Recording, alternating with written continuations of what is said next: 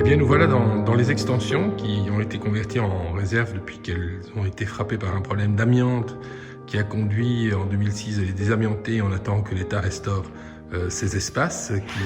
qui vous seront dès lors rendus. Et c'est dans ce contexte, on vous laisse entrevoir et essayer de deviner certaines des œuvres qui sont présentées, que je vais m'arrêter sur un tableau de 1951 qui est l'œuvre de Pierre Alechinsky. Ça s'intitule Migration. Alors, c'est pas les meilleures conditions pour voir un tableau, mais je vous ai dit, c'est une manière aussi de faire une visite et une visite rapprochée. Et bien voilà un des premiers grands chefs-d'œuvre de Pierre Alechinsky que Pierre exécute finalement à la sortie de Cobra. C'est un tableau qui est un peu l'acte de décès, pourrait-on dire, de Cobra. Cobra qui a pour lui été une période d'apprentissage grâce à la rencontre de Yorn et de D'autremont, une manière de sortir de l'univers des peintres comme ceux de la jeune peinture belge auquel il a adhéré à sa sortie, à son entrée plutôt dans le métier. Et c'est là que va se nouer finalement des rencontres qui pour lui vont être essentielles,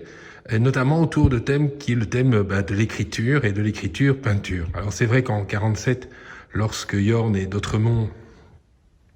se mettent à travailler ensemble, l'écrivain peint et le peintre écrit, et une des grandes aspirations de Cobra a été ce décloisonnement des styles, des genres, qui conduisent finalement à la rencontre d'une dynamique, mais qui est aussi une dynamique constitutive dans ce qu'on pourrait appeler la tradition, qui est une tradition de nos pays, puisqu'on l'a déjà croisé avec les primitifs flamands et cette idée de la peinture, de l'image représentative, qui est comme une phrase.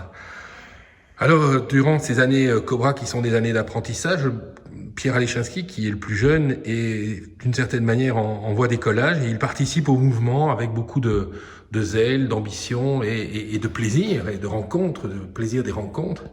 Mais il peint finalement très peu. Il y a très peu d'œuvres de cette période véritablement Cobra. C'est au moment où, en 1951, il décide de se défaire de ce moment qui lui a apporté ce qu'il avait apporté, de davantage se consacrer à la peinture, ce qui pour lui sera synonyme d'un déplacement vers Paris, qu'il réalise une série d'œuvres à laquelle appartient Migration.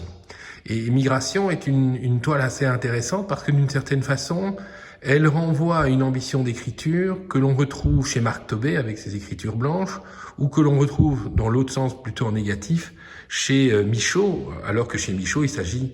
bien évidemment de se défaire de l'écriture, de sortir de la limite du langage pour jouir d'une liberté totale qui est propre à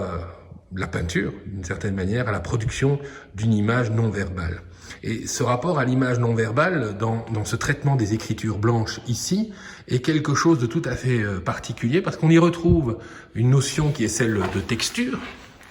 et on la ressent dans le tableau, dans la manière dont les tons sont posés, la manière dont la facture du peintre évolue à travers le tableau, et cette façon dont la touche va se recomposer, se restructurer dans une forme qui est cette forme toute particulière de l'écriture-peinture,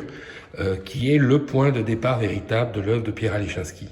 On est donc à la sortie de Cobra, au début d'Alechinsky. Et il y a un lien entre cette sortie et cette entrée en peinture, cette manière dont les couleurs, les signes vont se mettre à vibrer dans une réalisation qui est